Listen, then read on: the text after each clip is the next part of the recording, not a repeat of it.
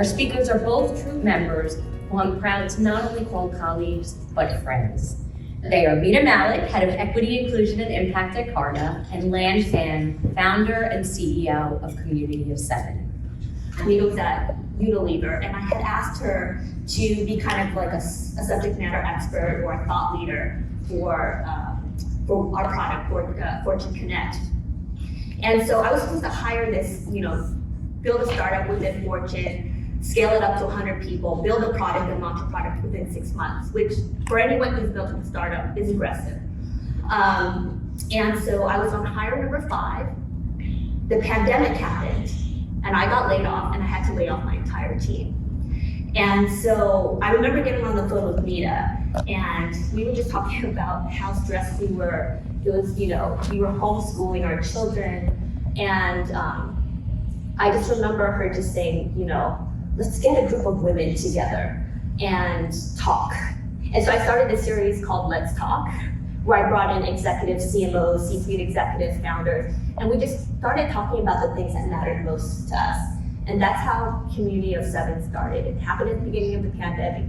It happened because I got laid off. And it happened because of this amazing woman sitting next to me. And so it's the power of connection, and it's the power of community. And that's how I met Tracy, is actually through Mita.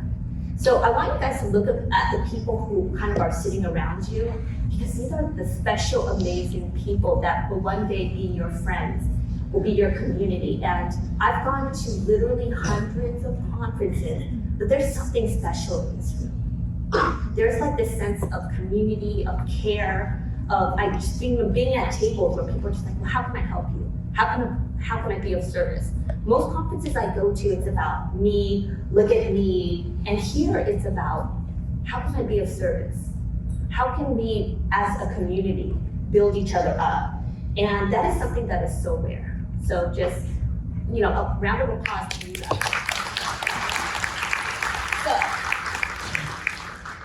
So like I said, I'm going to be double fisting and just pretend this is like 2 drinks right now. So a little bit of a backstory. It was 2021, so Mita had left Unilever and went to Carta. And she came to me and says, I want to start something here.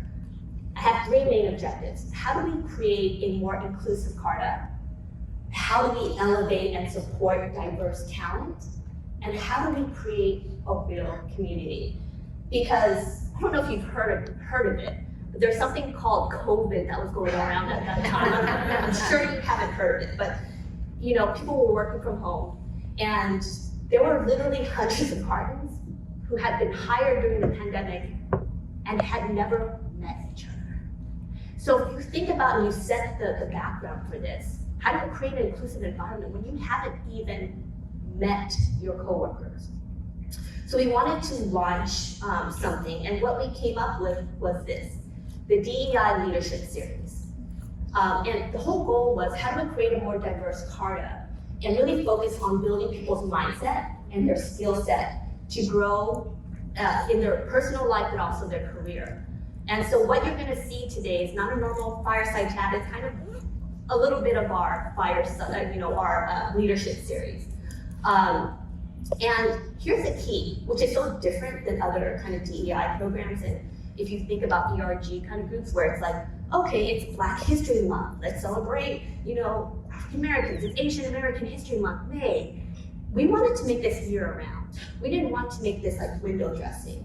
And so we really kind of focused on how do we elevate voices year round. And it wasn't about excluding anyone. Everyone was welcome to the table. All voices mattered.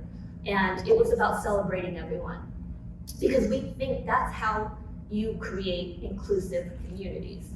And so we launched a speaker series. We had coaching circles. We had workbooks, because we didn't want you just kind of, most training and development, you come in 6 hours, oh, I'm so inspired, you leave and you forget everything. So we created workbooks, we created a Slack channel, we created coaching groups, they created women at Carta, men at Carta. And it was really focused on creating dialogue. It wasn't just about, oh, come here, we're gonna be talking about unconscious bias, and then you go home and you don't talk to your coworkers. We wanted people to really build relationships and connections. And so we had leading CEOs. We had Rodney Williams, who at the time was the CMO or the president of Moet Hennessy, who's now the president of Diageo Beer. We had Sandra Campos, who is one of the one female CEO of a major fashion brand, Diane von Furstenberg. Yes. We had Jane Hansen, who's an Emmy Award-winning journalist. Kenny Nguyen was a CEO and co-founder of 368, who's also Vietnamese, and I happen to be Vietnamese. And I was like, this is the first time that two Vietnamese have ever been on stage together at a corporate event. So we really kind of talked about DEI, but not about DEI, but about leadership. Because why is DEI about talking about our differences? It should be talking about and highlighting our qualities and our abilities to lead despite what we look like, right? And I think it's really, we focus on creating content that would last, something that would build your career. And so these are some of the decks we did and topics. Get Shit Done was probably one of my favorite ones. Notice I put the money side. Own your worth, accelerating your leadership, building career resiliency. None of it talked about, I'm different, it's DEI. Because whether you're Black or Asian or you are LGBTQ or anything, you have leadership potential. And that's a common thing that brings us together. I always talk to Mita that we always talk about systemic inequality. Okay, I don't want to cuss. Let's, instead of systemic inequities, let's talk about systemic equality. That's how you change the world. You create a platform where everyone can be the best that they can be. So today, in a similar format, we're going to be talking to Mita about executive presence and authentic leadership, because they're kind of interrelated in many ways. So Tracy has already done a great intro for Mita, so I won't expound, but just from a personal note, I just want to say just how amazing Mita is. She's the type of person who is everyone's friend. She is someone who basically created her career so that she could basically support and elevate the unheard. And I think that is what's so powerful about Mita. Not just her impressive resume, that's that. The 100,000 people who follow her, but just her bravery and her love of her family, but just almost how much she cares about others. And that's a very rare quality. So, before we begin, I'm going to show you a video. It has nothing to do with the executive presence, so ignore that. But I think it's kind of cute, so watch that. Okay, so. This afternoon, we're going to draw people doing different jobs. And the first job we're going to draw is firefighter. I'm thinking you have a lot of What's your firefighter called? Mine's called Firefighter Gary. Firefighter Sam. Firefighter Sam. He's big and strong. He's actually accountable. That's great, isn't it? Next, we're going to draw a surgeon. Have you thought of a name for your surgeon? Jim Bob. He's a brain surgeon. Every he gives you medicine. That's his ambulance. Okay, next, we're going to draw a fighter pilot. This is his jet plane. He rescues people. He likes to do stunts in the air and stuff. Okay, now who would like to meet these people for real?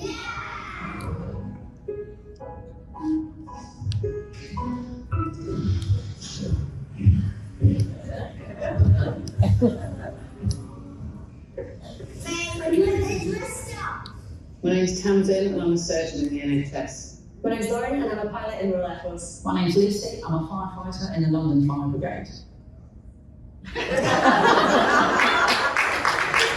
Seriously, let's go.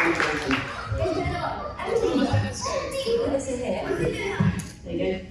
There you go, fight pilots. Serious. Can you hear that? It's really good. Wow.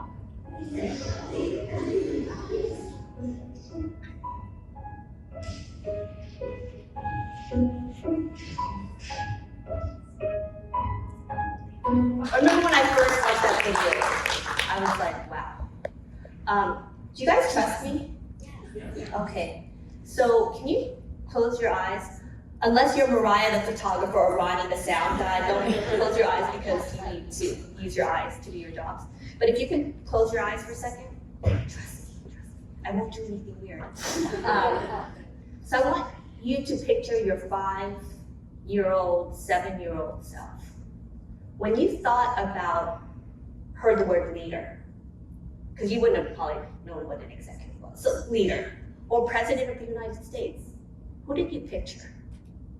I want you to picture that person, that leader, that president in your head. Now, I want you to think about the present day. Who do you think of when you think of leader, of executive? Do you have a firm picture in your head? Okay, you can turn your eyes open. Told you I didn't do it. I did do an amazing dance routine that you didn't see. It was awesome. I'm telling you, I'm such a great dancer. Okay, maybe not. So when I thought about what a leader looked like, when I was 5 to 7, it looked like this. And I thought about Ronald Reagan as a president. That's who I pictured. But you know who I think about when I think about leaders and executives today? That's you. Look around you. You guys are the leaders, the people that are going to be changing corporate America today. I think of Tracy. I think of Mita. And the reason why we're able to do that is because we had a different vision. What we saw in media, what we saw on TV, that was the old leadership. The new leadership is what you're seeing today. And that's how we change the world, right? There is this documentary by Rashida Jones on her father, Quincy Jones. And there's one part of the documentary where he says, what you see, you want to be. But here's the question. What if you don't see yourself in leadership positions? Because there is a discrepancy when you talk about leadership roles and who's on stage, who's the president, right? And so this is our job for the folks who are in this room, folks who are in HR, people who are founders, to start changing the narrative. So, you know, when we talk about leadership, I think it's important to kind of start with the understanding of what was, because that's how we can change the future, right? So how I met Mita was I was actually the general manager of See Her, which was the general equality initiative for the advertising industry. And Mita was the head of diversity and inclusion at Unilever, which many of you probably have heard of. It's probably one of the leading brands in terms of the beauty space. And at the time, Unilever had commissioned a huge study on the impact of advertising on women and young girls. And they found that in ads, only 3% of ads showed women in leadership. Only 2% showed women being intelligent. And only 1% showed women with a sense of humor. Forget the fact that women make 85% of the purchasing decisions, right? So what you see, you want to be. And so what's powerful about that is Mita, while she was at Unilever, the folks who are in this room, advertisers came together to, let's kind of change the narrative. So, which leads us to our next conversation. Who gets to define what a leader looks like or acts like, right? Because the why matters, right? And who gets to matters. So, Mita, you know, when we think about executive presence and what the heck is it? Well, what's executive presence? What's authentic leadership? How do we define it and who gets to define it? I'm still trying to figure that out. I think it's feedback that can plague me my entire career. Lack of executive presence, gravitas, inability to command the room. everyone's got that. I'm not sure if people would follow her. She's really good at what she does, but I'm not sure if she could get a team behind her. I'm not what you view as a typical leader. And in Lan, when you talk about the first image, I mean, I grew up in marketing. It was mostly very tall, extroverted white men who I worked for. And I recently had this revelation. I was going through all the managers I've ever had in my career, which has been a lot. And I only worked for one woman of color that entire time, and majority white men. So that has been the archetype, right, of who I have tried to be. And guess what? I'm not 6'1", and I'm not a white man, and I'm not extroverted. And what's interesting too is the products you were promoting were focused on beauty products for women, and a lot of them were also for specific segments of women. Yes. But one of my first memories, you know, is interesting. Lan and I were chatting last night. Sometimes we bury memories. So, right, I do think of Gordon Gekko when I think of leaders, right? That stereotype. I'm the proud daughter of Indian immigrant parents, and my father and mother left very large families behind. My father was from a family of 10, and he was an engineer, and he ended up becoming a Fortune executive. But when he came to this country, he did janitorial jobs. He lived at the YMCA in Manhattan. He had stories where he had a friend who would share a pint of fried rice a day because that's all he could afford. And he was brilliant. It wasn't until he suddenly passed, he realized he had over a dozen patents. Like, he had never talked about all these patents he had with the US government. But my dad was one of the first models actually I had as a leader. So I would see him every day in a suit, leaving with the briefcase and coming back. But he struggled a lot with being 5'6", being dark-skinned, having an accent. And I didn't realize, I think, until later on in life, how much he was also bullied in corporate America, because he was not received as a leader that you would think. And I had this story one night, and I was little, and I remember he came home with a really large black trash bag. And I wasn't supposed to be listening to the conversation, of course. I was eavesdropping, as my kids do to me. And he was pulling out these suits. And my father shopped at Macy's very proudly, and we have Macy's alums here. And he didn't go to Brooks Brothers, it's not something he could afford, but he always looked nice. But his coworkers and his boss made fun of his suits, and so they went to a secondhand store and bought all these suits with holes in them and had left them on his desk. And so, and this was like in the 2000s, right? I'm sure things are different now, and that would have been handled differently. But those were the things that he went through, and I'm like, gosh. And now here I am, a generation later, still dealing with this shit, right? Yeah. Honestly. Yeah. And I actually, I have many regrets about my father's death, but we never had those conversations, right, about what he experienced in corporate.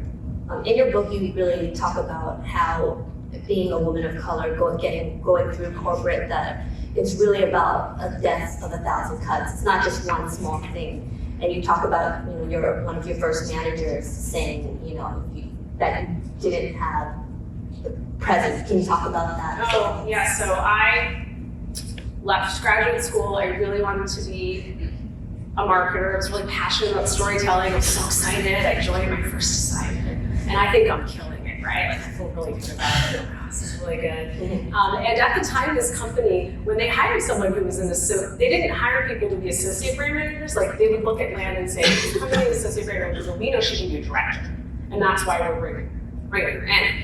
And I'll never forget this one fine day. I'm like sitting in my cubicle doing amazing work, like just loving my job. Awesome. And my former boss at the time comes over, and I have like such a visual memory of this. He has he's incredibly tall and has like the ugliest Hawaiian print t-shirt I've ever seen, right? He comes over and he says, "Hey, I just want to check in with you. Do you have a quick second to talk?" And I'm like, "Sure." So he brings me into a conference room, a very large one, and sits me down. And he said, "We just came out of the talent review, and I have to tell you, no one knows what you do here. No one knows what you're working on. You're a wallflower, and I'm sorry to say, you're not going to become a manager, never mind a director here.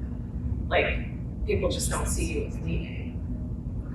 And so, as my good friend Jill Katz would say, there was some candor, courage, but maybe not care, Jill, right? The care was lacking. But it was interesting. There was a moment, I did take that feedback after I downed my pint of chunky monkey at home. I wallowed for a day. There was feedback that I was much more introverted and quieter than corporate America wanted. And so I had worked on, like I actually present very much as an extrovert, but I've worked on that over the years. But that feedback still stays with me, right? Because it's still feedback I've throughout my career still get, is that I am not the loudest one in the room. I'm not the person who's gonna ask the first question. I'm not the one who's gonna be like the life of the meeting. That's just not what I am. You also make a great point, because it's not just about race or culture. Sometimes it's about your neurodiversity, right? So I'm an introvert as well, which people get really surprised about because you're a public speaker. But I also like to be alone 99% of the time. And so when we think about who gets to define what executive presence looks like or what a leader looks like, it usually looks like the extrovert, right? Absolutely. The loudest one in the room, the person who speaks up at meeting. And I don't know if any of you read Susan Cain's Quiet, what was it? Quiet, right? Her book. But she talks about the introvert and the leadership capabilities of a leader. And so there's even that kind of aspect of like, kind of how do we change that paradigm? Because usually when you think of leaders, you think loud, you think type A, you have a specific vision of in your head. We also promote and celebrate that type of leadership only, at least in my experience. So when you don't have diversity of representation, you don't have diversity of leadership styles, then you're groomed, as I have been, and I do use the word groomed, to be much more extroverted, to be a certain type of leadership style. Because if you go back to think about any leadership team meeting you've been in, or any team you've sat on, you look around the table, and if we're hiring people who continue to look like, act like us, and think like us, we're just perpetuating. There's just one possibility of how you can lead. And it reminds me of, I think, conversations we've had about being the people who do the work, but are asked, oh, well, you're not a really great public speaker. Let me present your work. Yes. And so we're doing things behind the scenes. And I see have any of you guys been the person behind the scenes doing the work but not getting to actually present? Okay. Yes. Yes. I think many of us have experienced that, oh, you do such a great job. Let me present, right? So, it's one of those things where you might do the work, but you don't get to, how do you kind of advocate for yourself in those kind of circumstances? If you're the introvert, or if you're the person that does the work, but you're not getting the recognition you deserve. I'm tired of advocating for myself. I want someone else to do it for me. So if my boss, and I haven't always had the best relationship with my bosses, right? But if my boss isn't going to advocate for me, why can't Lan advocate for me who's her peer? Right? So where are the other people, like Lan, to say that this is Mita's project and she's done all the work. We should include her. Like maybe you want to present some of it, but she should present the recommendations. Yeah. And so I wish that I'm exhausted of advocating for myself. I always say, like, we're all an ally for somebody, right? Somebody in our workplaces needs us to speak up on their behalf. I've made the ask, and sometimes, people are busy, so they'll say, oh yeah, of course, or I didn't know you wanted to present your own work, Lan. I get to do that, Lan? Okay, come join me, right? But I feel like that's a pretty, I would say, aggressive microaggression, or very, I would say, aggressive form of exclusion. Like if you've created the whole deck and they're not going to include you, that says something about that. And so to ask is really, you can ask, and I've asked, and likely it'll still be happening. Yeah, and I think we've talked about this before too. It's like, I'm tired of waiting to be chosen. I'm going to choose myself now. And being able to advocate for yourself is so important. And it's a muscle that you have to build, And it's like, even when something makes you feel uncomfortable and you're at a gas station or at a bodega or wherever it is, just saying, no, this is what I need, and not just waiting for someone to come, right? Is a big one. Yesterday when we were talking, you were talking about your first executive coaching, your first experience, and you were so excited. Because we would talk about who gets to define what a leader looks like, or what's gravitas. What was the advice you got from your first executive coach? So this is that first company again. So they had hired us as associate brand managers, but we were on a director track. So they had an executive coach who came in, and I'll never forget, this woman told me, your height's gonna be a really big issue when you're leading. So always wear heels, and always wear makeup, and always wear blazers when you present with like shoulder pads. This is not the 80s either. This is how she's training all of us. And we're like, oh my gosh. So I hate heels, although I'm wearing them today. But see, this is still why when I present I wear heels. Like I can't undo that. Although now Tracy's like, oh, you're wearing a dress. And what I didn't tell Tracy is now I'm more comfortable wearing dresses, but for years I didn't. I would always probably wear something more like you're wearing to create some height and visibility. But yeah, that was like one of my first experiences, and that was an early experience, and so that stayed with me. A follow-up to that, we were joking around, we're sitting with some folks today at a table, we were talking about how the Zoom and the pandemic became the great equalizer. Which is, can you talk about that? So I joined Carta October 2020. I'm sure many people made big changes in the pandemic. I had a big job working for our founder and the exec team. I didn't meet everybody in person until August 2022, right? Yeah, 22, losing track of time. That was the case for many of us. And you know what I found amazing about Zoom? I feel like I could just be myself. Like I was even watching myself on that video and I was like, wow, like I just felt comfortable authentically leading the way I wanted to and I could, and it's just so empowering because it is the great equalizer. Mm-hmm. And then something funny happens. I show up at this offsite in California and people cannot get over the fact that I'm 5'1.5".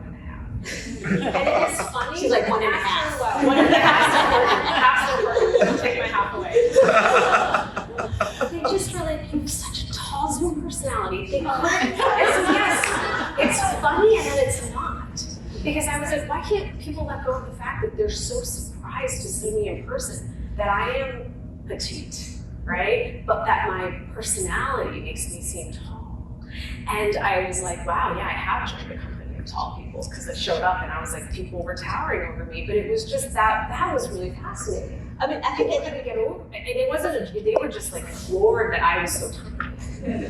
But I think it's fascinating when you talk about executive presidents and what a leadership looks like, that not only is it race, gender, it's like height, right? Absolutely. I remember walking into a presentation and I had my team with me and we're speaking to we're doing a big presentation at this, major spirits company.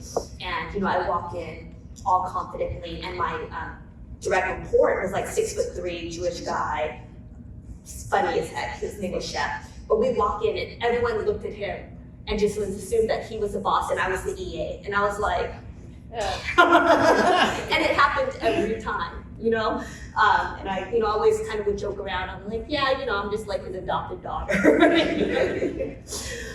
So which brings us to our next talk, which is we all have bias. This is something we talk about. There's a part of your book where you talk about our allies, and that you had talked about biases at a presentation. And your white colleague said, you're saying that I don't have struggles, right? Yes. And what's your response to him? So we all have privilege. For me, I've had the privilege of going to great schools. I've been in a food secure household. I've never been in a situation growing up where I had to worry about my parents living paycheck to paycheck. So I've had a lot of privilege. Gender and race have not been part of that. And so I think if we can look at it from that construct, right? Because I do think, particularly when I've talked to white men, for example, they'll get very upset about white privilege, for example. And that's a tough conversation, and likely not a conversation for today. I can talk to you about it later after our session, but there are other things that may have impacted your life. That's not what we're saying. We're saying that everybody has some level of privilege. Yeah. And so to think about with privilege, there's power, right? You all have enormous privilege in being in the functions that you are. Like people functions, I would argue, one of the most important functions in a company, where if you're a founder or leading, like there's privilege in that. And so how can you use that privilege for good? How can you use your power to help somebody else? And that's really what it's about. So we're not saying that your life wasn't hard, just race wasn't one of the race issues might not that you have had. been, gender might not have been, right? Mm-hmm. They're just, there are different things that might have been obstacles for you and different things that might not have been obstacles for me. And so we think about that. Do you feel like your race has been something that, or your gender has? I mean, I know you mentioned this, you're doing a pitch or like a client review? You mentioned that story. Yeah, I definitely, yes to race and gender. Yeah. Impacted my life. Well, it's also, I wouldn't be who I am without being a South Asian woman, right? Just my experiences. I was telling Lan, I'm working with a learning company, not a learning company here, I promise. This is somebody else. And they came to me and said, hey, we just wanted your advice. Like, we are trying to put together a cohort of diverse talent and helping them as they rise in their career as leaders. And so, can you help us think about like what courses we should be putting them through? And so, what do you mean? What courses are you putting everyone through? Building your business case, right? Financial acumen, which we did here yesterday. And I'm like, well, why would it be different for non-white managers? Like, why are you asking? I was so that in itself like starts, right? And so now I'm just really, and then they said this to me verbally, and then yesterday they sent it to email, and I was like, oh boy, no. But I want to help them because I'm thinking, why do you think that you have to put diverse talent through different leadership courses? And I said, it's actually the way in which it's received, right? So when we talk about executive presence for a white man versus a black man versus a black woman versus a Asian woman, the way in which that's going to be received in our workplaces is different, right? It's about the way in which I'm received when I show up to the So our next point is this, and it's a question. Is authentic leadership bullshit? I mean, we talk about authentic leadership. That seems to be the big theme at every kind of event and webinar today. Why do you say authentic leadership is bullshit? Well, I can put it as a question. Oh, it's a question mark, yeah. But I think You all think so. We're going to put it as a statement or a question. So here's my concern with authentic leadership. I want you all to think about this. Are your organizations ready to receive authentic leadership? Right? So we can say we're chasing authentic leadership, but if I show up as authentically Mita, which is I am more introverted in nature, I'm a quieter leader, I'm a calmer presence, right? And so sometimes, oh, you're not emotional enough. The business is falling off the cliff, and I'm like, what do you want me to do? You're running around like I'm trying to lead from right? Or I'm somebody who really loves, as you probably have guessed since I've written a book, I love to write a lot. And so I'm somebody who prefers to put my thoughts in writing. I'm someone who prefers to get pre-reads, do async work at night when my kids are asleep. But I don't know if you're ready for that. Because if we go back to the beginning, when we talked about who we've celebrated as leaders, there's a certain leadership style. And so that's why we're calling bullshit on it a bit. You know, I remember us talking about like, the double standard, right? Mark Zuckerberg comes in with a hoodie and, you know, you had a leader that cried a lot.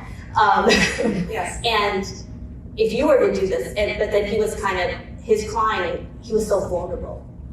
But if you were to cry, yes. So like, is there a double standard to being an authentic leader when it comes to showing emotions, dressing casual, all Yeah, these absolutely. I mean, I was pretty much spent most of my early careers in the bathroom at work.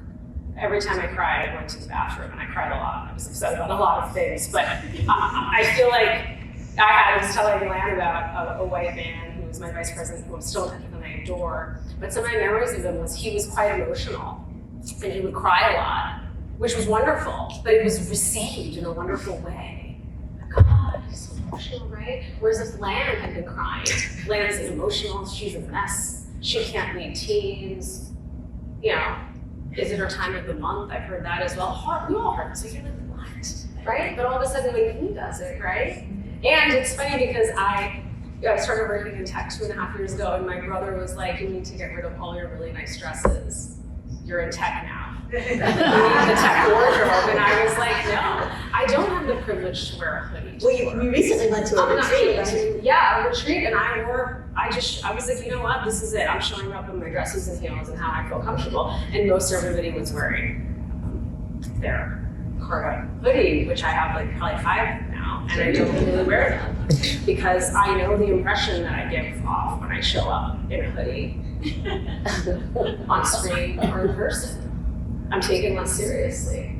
I know I am. And so when Mark Zuckerberg, he has a different level of privilege. I mean, he also it's running Meta and founded it, it's different, but like certainly not something I'm going to be doing. When we talk about authentic leadership, we talk about being able to come as yourself, but then the system wasn't built for us, right? You think, how many of you guys are a little chilly, right? Mita made this point. She was like, these rooms were made for men in suits and business men, right? Not women wearing dresses. Someone told me that story. I won't take credit for it. Now I need to Google it. Yeah. I'm wearing tights. I'm cold, and it's May in Florida. Yeah. But a lot of these, you think about sort of the Mad Men era and men coming in suits off of, let's say, Manhattan subway and going into these, in July into offices, and they would continue to crank it. I had a meeting with the CMO of Alameda, and he was just saying how they had changed their design of their cars because they did a study and women were dying in higher proportions than men. And the reason why was the test dummies were built size and height for men, and they didn't account for that.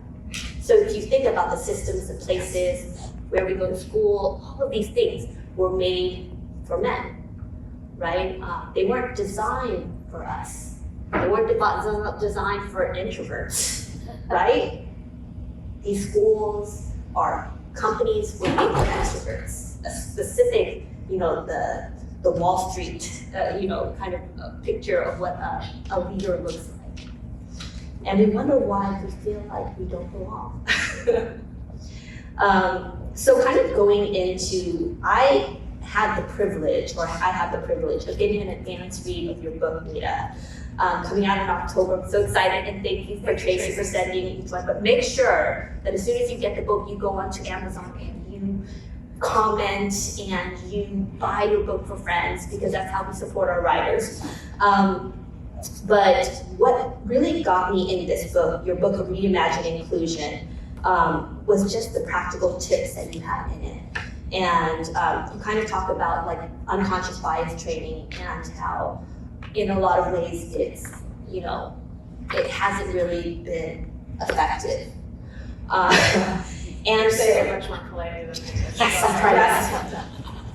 right. So in your book, Reimagine Inclusion, Debunking 12 Myths to Transform Your Workplace, or 13.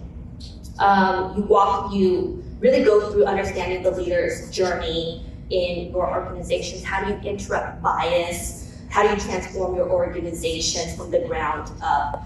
And I cherry-picked a few chapters or sections that I thought were really powerful. And the first one was this: who are your friends?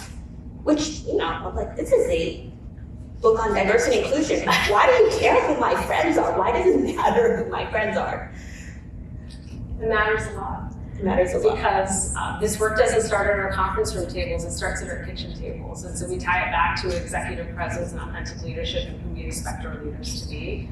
And when you maybe Reimagine Inclusion, I won't do this full exercise, but there's an exercise in there where I ask people to self-reflect, we can do it quickly, on who your friends are. And think about who your neighbors are, the grocery store you go to, the restaurants you visit, and just kind of picture who's there. Think about the last big life celebration, family reunion event you went to, and think about who was physically there. And then I ask people to think about who are the 5 friends they call on, not family, but 5 friends who they call on when they have hard life decisions or something to celebrate. And if they all look like you, act like you, and think like you, we're self-segregating.